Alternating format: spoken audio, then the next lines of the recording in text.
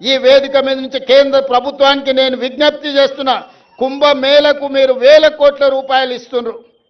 మరి మా ఆదివాసీ కుంభమేళకు కేంద్ర ప్రభుత్వం ఒక్క రూపాయి ఇవ్వడానికి కానీ జాతీయ పండుగ గుర్తించడానికి కానీ వాళ్ళకి ఎందుకో మనసు రావడం లేదు. దయచేసి కిషన్ రెడ్డి గారు, బండి సంజయ్ గారు, ఈ ప్రాంత ప్రజల ఆశీర్వాదంతోనే మీకు ఆ హోదా వచ్చింది. నరేంద్ర మోడీ గారు ఈ దేశానికి ప్రధానమంత్రి అయినరు.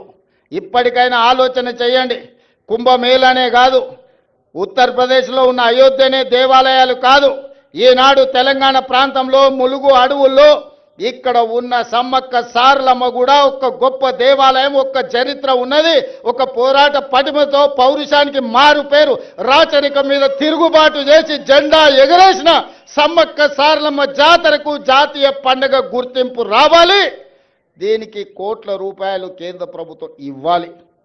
ఇవ్వకపోతే మీ ఇష్టం, నేనేమనను. కానీ సమ్మక్క సారలమ్మ అన్ని గమనిస్తున్నాయి.